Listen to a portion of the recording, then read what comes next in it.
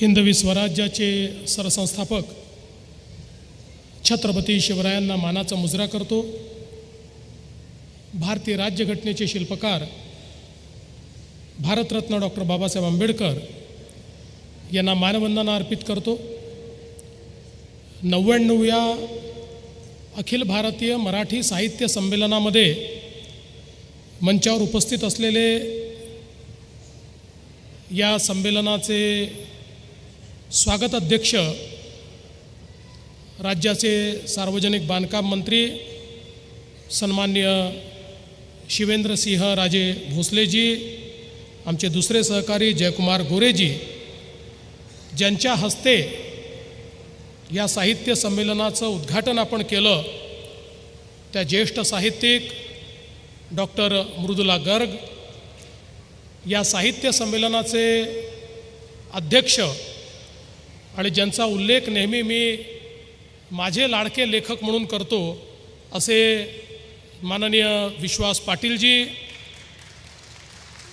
ज्यांनी आत्ताच आपल्याला मार्गदर्शन केलं, त्या 98व्या अखिल भारतीय मराठी साहित्य संमेलनाच्या अध्यक्षा डॉक्टर ताराबाई भवाळकर, मंचावर उपस्थित आमदार अतुलबाबा भोसले, आमदार मनोज घोरपडे, नगराध्यक्ष अमोल मोहिते, प्राध्यापक मिलिंद जोशी, श्री विनोद कुलकर्णी, श्री शिवाजीराव कदम, श्री गुरैया रेस्वामी, श्रीमती सुनीता राजे पवार, श्री नंदकुमार सावंत, श्री फारूक कुपर, श्री पलकुंडवार, श्री संतोष पाटील, श्रीमती याशनी नागराजन, श्री तुषार दोशी, श्री धैर्यशील कदम, मंचावरील सर्व मान्यवर आणि या ठिकाणी उपस्थित सर्व अतिशय रसिक असलेल्या मराठी भाषेवर प्रेम करणाऱ्या माझ्या सर्व माता भगिनी आणि बंधूंनो,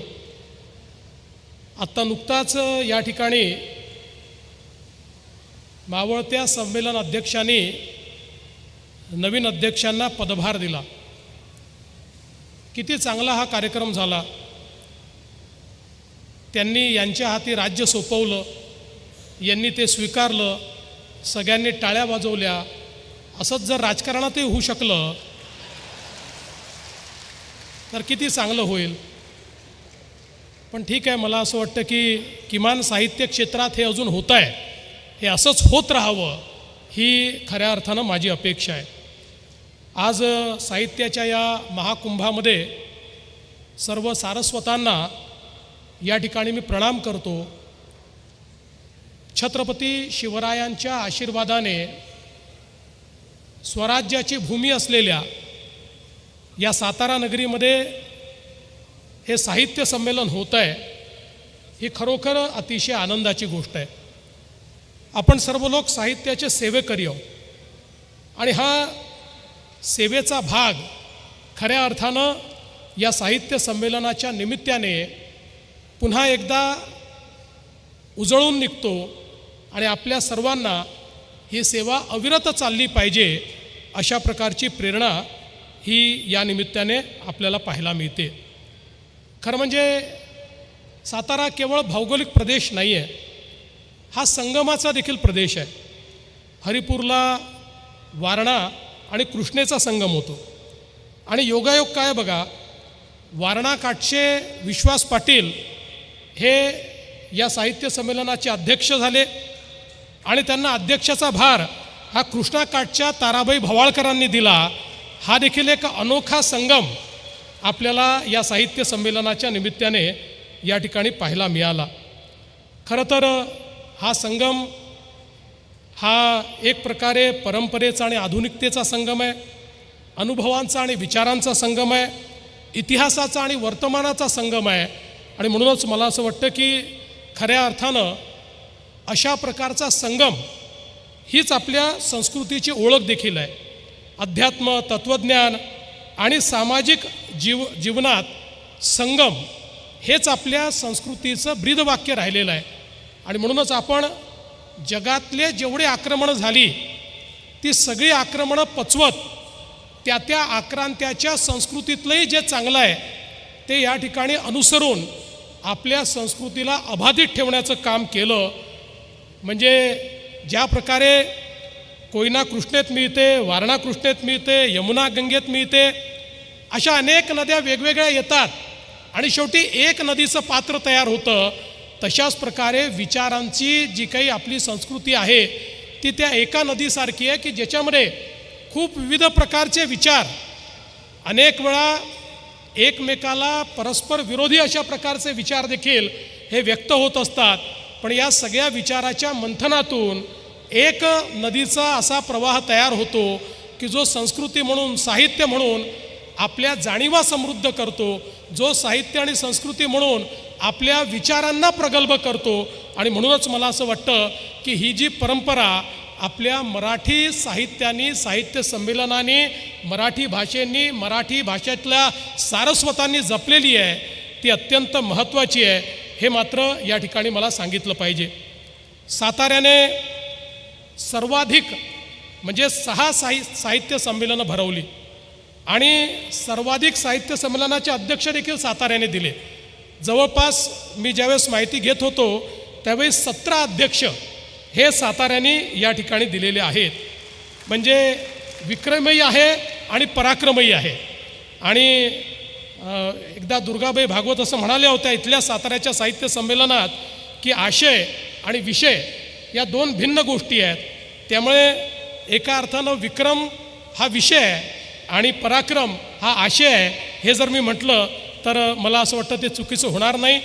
आणि खऱ्या अर्थानं साताऱ्याचा संबंध हा साहित्य संमेलनाशी अतिशय ऐतिहासिक अशा काळांमध्ये राहिलेला आहे. आपल्याला माहिती आहे 50 वर्षापूर्वी जेव्हा आणीबाणी लागली होती त्यावेळी याच साताऱ्यामध्ये साहित्य संमेलन झालं होतं आणि दुर्गाबाई भागवत त्याच्या अध्यक्ष होत्या. आणि त्यावेळी आणीबाणीची निंदा करणारा ठराव त्या ठिकाणी झाला होता. आणि दुर्गाबाईंचं जे वाक्य होतं, साहित्याला नियमबद्ध करणे नुसते हास्यास्पद नाही तर धोकादायक देखील आहे. आणि हे वाक्य त्यावेळेचं एक अत्यंत प्रमुख वाक्य झालं होतं, ती हेडलाईन झाली होती. आणि मला असं वाटतं की जोपर्यंत आपल्या लोकशाहीमध्ये ही गोष्ट आपण लक्षात ठेवू, विचारांची अभिव्यक्ती, विचारांचं स्वातंत्र्य, साहित्य, परस्पर विरोधी विचार या सगळ्यांच्या अभिव्यक्तीचं स्वातंत्र्य जोपर्यंत आपण लोकशाहीमध्ये अबाधित ठेवू तोपर्यंत कोणी किती संविधानावर खतरा आहे म्हटलं, संविधान खतऱ्यात आहे म्हटलं तरी देखील हे संविधान इतकं मजबूत आहे की काही होऊ शकत नाही. विचारांचं जे स्वातंत्र्य या संविधानाने दिलं आहे ते कोणीच कधी त्या ठिकाणी त्याची गळचेपी करू शकत नाही, ते अबाधितच राहणार आहे. हे देखील आपण सगळ्यांनी या ठिकाणी लक्षात ठेवलं पाहिजे. आणि म्हणून मला असं वाटतं की खऱ्या अर्थानं या साहित्य संमेलनाच्या माध्यमातून आपल्या मराठी भाषेचा विषय देखील अत्यंत महत्त्वाचा आहे. आणि या ठिकाणी जे मत व्यक्त झालं की केवळ मराठीला अभिजात भाषा जाहीर करून त्या ठिकाणी आपल्याला थांबता येणार नाही. आणि खरं आहे, पहिल्यांदा तर आपल्या सगळ्यांना हा आनंद आहे की अनेक वर्षाचा आपला संघर्ष हा देशाचे प्रधानमंत्री माननीय मोदीजींनी समजून घेतला आणि मराठी भाषा जी अभिजात होतीच परंतु त्याला अभिजात म्हणून राजमान्यता हवी होती, ती राजमान्यता देण्याचं काम हे आपल्या या देशामध्ये झालं. आता एक काम झालं आहे, आता दुसरं काम आपलं बाकी आहे. या राजमान्यतेचा उपयोग करून आपल्याला या मराठीला लोकमान्यता देखील त्या ठिकाणी सर्व भारतामध्ये मिळवून द्यायची आहे. आणि त्या दृष्टीने मला अतिशय आनंद आहे की मागच्या काळामध्ये 2-4 महिन्यापूर्वी JNU सारख्या दिल्लीच्या प्रतिष्ठित विद्यापीठामध्ये मराठी अध्यासन सुरू करण्याची संधी मला मिळाली. आणि मराठी भाषा अभिजात झाल्यानंतर दिल्लीमध्ये त्या ठिकाणी मराठीचं अध्यासन आणि त्याचं जे स्वागत त्या ठिकाणी झालं ते पाहून देखील मला अतिशय आनंद झाला. खरं तर एक मुद्दा सातत्याने या ठिकाणी येतो आहे की भाषा सक्तीची कुठली. मी या राज्याचा मुख्यमंत्री म्हणून सांगतो, महाराष्ट्रामध्ये फक्त आणि फक्त मराठी सक्तीची, इतर कुठली भाषा सक्तीची नाही, फक्त आणि फक्त मराठी सक्तीची. हा आता या त्रिभाषा सूत्रामध्ये इतर कुठली भाषा शिकली पाहिजे त्या संदर्भातही आमची भूमिका होती की या संदर्भात सगळ्या भारतीय भाषा त्यातली जी तुम्हाला शिकायची आहे ती तुम्ही शिका. आता प्रश्न या ठिकाणी एवढाच निर्माण झाला की कुठल्या वर्गापासून शिकलं पाहिजे. आता एक आमच्या महाविकास आघाडीच्या सरकारमधला एक अहवाल आमच्याकडे आला. त्या अहवालावर त्यांनी काही कारवाई केली होती. त्यात पहिलीपासून सक्तीची म्हटलं होतं, तेच आम्ही पुढे नेलं. पण त्याच्यानंतर अनेकांचं मत असं पडलं की पहिलीपासून सक्तीची योग्य नाही. मग कधीपासून करायची? सक्तीची तर करायचीच नाही, मग कधीपासून करायचं? भाषा कधी शिकवायची? तर या संदर्भात आता आपण नरेंद्र जाधवांची एक समिती तयार केलेली आहे. त्यांना सगळ्या क्षेत्रातल्या लोकांची, सगळ्या एक्सपर्टची, साहित्यिकांची चर्चा करायला सांगितलं आहे. आणि मला त्यांनी त्या ठिकाणी सांगितलं आहे की त्यांचा अहवाल अंतिम टप्प्यामध्ये आहे. तो अहवालही महाराष्ट्रासमोर मांडू आणि त्यानंतर त्या संदर्भात उचित निर्णय घेऊ. पण ही गोष्ट लक्षात ठेवा की महाराष्ट्रामध्ये सक्ती ही केवळ मराठीची असेल, इतर कुठल्याही गोष्टीची सक्ती नसेल. पण हे म्हणत असताना मला एका गोष्टीचं थोडं दुःख होतं, ते देखील मी मांडलं पाहिजे की एकीकडे आपण इंग्रजी, फ्रेंच, स्पॅनिश या परदेशी भाषांना पायघड्या घालतो. त्यांच्या संदर्भात मात्र आपली भूमिका अगदी स्वागताची असते, असली पाहिजे, काय हरकत नाही, आंतरराष्ट्रीय भाषा आहे. पण विदेशी भाषांना पायघड्या घालायच्या आणि इतर भारतीय भाषांना मात्र त्या ठिकाणी विरोध करायचा, ही देखील मला असं वाटतं वृत्ती योग्य नाही आहे. सर्व भाषांचा सन्मान झाला पाहिजे, स्वभाषेचा सन्मान अधिक झाला पाहिजे, मातृभाषा ही अधिक सन्मानित झाली पाहिजे. ही भूमिका खऱ्या अर्थानं आमची सरकारची भूमिका या निमित्ताने आहे आणि तीच भूमिका यापुढे देखील आमची असणार आहे. आणि म्हणून आपल्याला माहिती आहे, खरं म्हणजे आपल्या महाराष्ट्राचा जो आत्मा गोविंदग्रजांनी सांगितला आहे, राकट देशा, कणखर देशा, दगडांच्या देशा, नाजूक देशा, कोमल देशा, फुलांच्याही देशा, अशा प्रकारचा आपला महाराष्ट्र आहे की ज्या महाराष्ट्रामध्ये सर्व प्रकारच्या वृत्ती, प्रवृत्ती, विचार अशा सगळ्या गोष्टी या एकत्रितपणे नांदतात. आणि मला असं वाटतं की प्रत्येक व्यक्ती आपला विचार हा ठामपणे या ठिकाणी मांडतो आणि त्यातनं एक विचार मंथन होत असतं. आज मला अतिशय आनंद आहे की या अखिल भारतीय साहित्य संमेलनाचं अध्यक्षपद हे विश्वास पाटील यांच्यासारख्या एका अतिशय चांगल्या साहित्यिकाला, की ज्यांनी खूप विचार प्रवर्तक आणि मोठ्या प्रमाणात संशोधन करून आपलं साहित्य लिहिलेलं आहे. आणि खऱ्या अर्थानं मी तर यापूर्वीही माझ्या अनेक मुलाखतीमध्ये सांगितलेलं आहे की ते माझे अतिशय आवडते लेखक आहेत. कारण ज्या वयामध्ये मी त्यांचं पानिपत वाचलं आणि त्याचा एक मोठा परिणाम हा माझ्याही जे काही इतिहासाची समज होती त्या समजुतीवर हा मोठ्या प्रमाणात त्या ठिकाणी झाला होता. आणि मला असं वाटतं की अशा प्रकारचे एक अतिशय सिद्धहस्त लेखक, एक साहित्यिक, एक संशोधक की ज्यांनी या ठिकाणी त्यांची पुस्तकंही बघा, त्यांनी पानिपत हे मराठी मातीला अर्पण केलं, त्यांनी महानायक हे आपल्या गुरूंना आणि गुरुजनांना त्या ठिकाणी खऱ्या अर्थानं ते अर्पित केलं.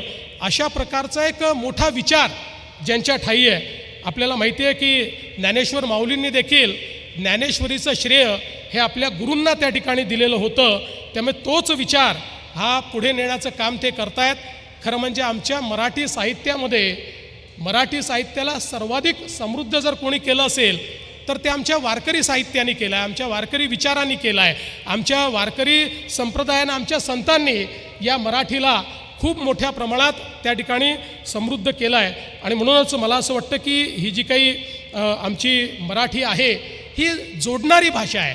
आम्ही मराठी आहोत म्हणून एकजूट आहोत, आमच्या मराठीमध्ये वैविध्य आहे. आणि मला असं वाटतं की ही जी काही आपली संत साहित्य आहे, या संत साहित्याने मराठी जनांना एकत्रित करण्याचा एक मोठं कार्य केलं आहे. कारण ज्या काळामध्ये आमच्या या संपूर्ण मराठी मुलखामध्ये आम्ही छोट्या छोट्या गोष्टींवर, जाती पाती धर्मावर विभाजित होतो, भाषांवर विभाजित होतो किंवा छोट्या छोट्या गोष्टींवर विभाजित होतो, त्यावेळी या सगळ्या संतांनी आम्हाला एकत्रित करण्याचं काम केलं. ज्ञानेश्वर माऊलींनी संस्कृतमधलं तत्त्वज्ञान हे मराठीमध्ये आपल्याला सोपं करून सांगितलं. संत नामदेवांनी भक्तीला एक सामाजिक आशय दिला. संत एकनाथांनी आपल्याला समन्वय शिकवला. जगद्गुरू तुकाराम माऊलींनी अन्यायाविरुद्ध आपल्याला निर्भीड अशा प्रकारचे शब्द दिले. संत चोखामेळा, जनाबाई, सोराबाई यांनी अध्यात्म हे ग्रंथात नाही तर ते जगण्यात आहे असा संदेश आपल्याला दिला. आणि म्हणूनच खऱ्या अर्थानं मराठी ही केवळ भक्तीची भाषा नाही आहे, तर ती मानवी मूल्यांची भाषा आहे. आणि म्हणूनच एवढं मोठं साहित्य हे सातत्याने या ठिकाणी मराठीमध्ये तयार होत असतं. आणि तुकाराम महाराजांनी आपल्याला हे देखील सांगितलं आहे, शब्देची स्वर्ग नरक दाविती. शब्दात एवढी शक्ती आहे की शब्द हे आपल्या जीवनाचा स्वर्गही करू शकतो आणि आपल्या जीवनाला त्या ठिकाणी नरकातही घालू शकतो. आणि खऱ्या अर्थानं मराठीचा अभिमान तर आपल्याला कोणी शिकवला असेल तर आत्ताच ताराबाईंनी सांगितलं, तो आपल्याला छत्रपती शिवरायांनी शिकवला आहे की ज्या काळामध्ये स्वराज्याची निर्मिती झाली त्यावेळी स्वराज्य, स्वधर्म, स्वभाषा या सगळ्या गोष्टीचा जाज्वल्य अभिमान हा छत्रपती शिवरायांनी आपल्याला शिकवला. आणि हा अभिमान शिकवत असताना त्यावेळी जे आक्रमण मराठीवर झालं होतं ते आक्रमण दूर करण्याकरता खऱ्या अर्थानं एक अत्यंत महत्त्वाचा राजव्यवहार कोश हा छत्रपती शिवाजी महाराजांनी तयार केला. ज्या व्यवहार कोशाने फारसी किंवा अरबी असे जे शब्द आमच्या मराठीमध्ये शिरले होते ते शब्द बाजूला करून एक प्रमाण अशा प्रकारच्या मराठीचा राजव्यवहार कोश हा छत्रपती शिवरायांनी आपल्याला दिला. त्यामुळे हा जो काही मराठीचा अभिमान छत्रपती शिवरायांनी आपल्याला दिलेला आहे तो आपण कधी विसरू शकत नाही. आणि त्यानंतर अनेक मराठीच्या सारस्वतांनी या मराठीला फुलवण्याचं काम केलं. आणि म्हणूनच मला असं वाटतं की आज हा अभिमान जोपर्यंत चंद्र आणि सूर्य आहे तोपर्यंत आपला अभिमान अशाच प्रकारे कायम राहील आणि मराठीची सेवा आपण करत राहू. आणि मी निश्चितपणे सांगू इच्छितो की या सगळ्या कामामध्ये साहित्यिकांचे कार्यच आहे की समाजाला दिशा देणं. साहित्याची निर्मिती ही मनोरंजनाकरता नाही आहे, साहित्याची निर्मिती समाजाच्या जाणीवा या विस्तारित झाल्या पाहिजे याकरता साहित्याची निर्मिती होत असते. आणि म्हणून कधी टीका झाली, कधी गौरव झाला, कधी कोणी काही त्या संदर्भात बोललं तरी त्याचं कुठलंही वाईट वाटून घेणाऱ्यांपैकी आम्ही नाही. तर आम्हाला असं वाटतं की मी स्वतःबद्दल तरी सांगू शकतो की मला असं वाटतं की या ठिकाणी जर एखादी टीका झाली आणि ती टीका जर योग्य असेल तर त्यातनं आपल्याला सुधारण्याचा एक मार्ग दिसतो आणि त्या मार्गाने पुढे जाण्याचा प्रयत्न हा आपण नेहमीच केला पाहिजे. आपल्याला सगळं समजतं अशा मूर्खांच्या नंदनवनात वावरणारा मी नाही आणि असं कोणी वावरू नये असं समजणाऱ्यांपैकी मी आहे. आणि म्हणून मला असं वाटतं की प्रत्येक साहित्य संमेलन हे कुठेतरी एक दिशादर्शक अशा प्रकारचं साहित्य संमेलन असतं. त्यातल्या अध्यक्षीय भाषण जे आहे त्या भाषणातनं एक पुढच्या वर्षीची एक चांगली दिशा ही आपल्याला त्या ठिकाणी मिळत असते. आणि मला विश्वास आहे की अशाच प्रकारचं मार्गदर्शन या साहित्य संमेलनाच्या माध्यमातून देखील होत राहील. आणि मगाशी एक विषय आला की आमच्या संस्थांमध्ये कुठेही हस्तक्षेप होऊ नये. आम्ही कधी हस्तक्षेप केलाही नाही, आम्ही कधी हस्तक्षेप करणारही नाही, आम्हाला कुठला त्याच्यामध्ये इंटरेस्टही नाही. कुठलाही राजकीय हस्तक्षेप कुठल्याही संस्थेमध्ये जोपर्यंत देवेंद्र फडणवीस मुख्यमंत्री आहे तोपर्यंत होणार नाही. आम्हाला राजकीय हस्तक्षेप साहित्यात करायचा नाही आणि साहित्यिकांनी राजकारणात जरूर यावं पण साहित्याच्या क्षेत्रात राजकारण आणू नये एवढीच अपेक्षा ही साहित्य क्षेत्राकडनं मी या ठिकाणी करतो. आणि हे अतिशय सुंदर संमेलन या ठिकाणी बाबाराजे आपल्या नेतृत्वात मावळा फाउंडेशन असेल आणि आपले साहित्य मंडळ असेल आणि ज्या वेगवेगळ्या संस्था आहेत या संस्थांनी मिळून या ठिकाणी आयोजित केलं त्याबद्दल आपले अतिशय मनापासून आभार मानतो. या साहित्य संमेलनामध्ये आपण मला निमंत्रण दिलं त्याबद्दल देखील आपले आभार मानतो. खरं म्हणजे आपल्या सर्वांना माहिती आहे की मी मंचावर बसून कधी मोबाईलवर बोलत नाही पण आज आपण पाहिलं असेल मी सारखा मोबाईलवर बोलत होतो त्याबद्दल आपली माफी याकरता मागतो की आज महानगरपालिकेच्या निवडणुकीचा फॉर्म परत घेण्याचा शेवटचा दिवस आहे आणि सगळीकडे सगळ्या पक्षांमध्ये इतकी बंडखोरी आहे की त्या सगळ्यांची मनधरणी केल्याशिवाय ते फॉर्म परत घेत नाहीत. त्यामुळे तुम्ही या ठिकाणी सगळे लोक भाषण करत असताना मधूनमधून जे मी बोलत होतो त्या कार्यकर्त्यांना विनंती करत होतो अरे बाबा फॉर्म परत घे. त्यामुळे मी थोडी ही दृष्टता केली आणि या ठिकाणी फोनवर बोललो त्याबद्दल आपल्या सर्वांची मी क्षमा मागतो. आणि मात्र मी तसा बहुश्रुत आहे त्याच्यामुळे फोनवर बोलतानाही इथे काय बोलणं चाललं होतं याच्याकडे माझं पूर्ण लक्ष होतं हे देखील या निमित्ताने सांगतो. आपल्या सर्वांचे अतिशय मनापासून आभार मानतो आणि माझे 2 शब्द संपवतो. धन्यवाद. जय हिंद, जय महाराष्ट्र.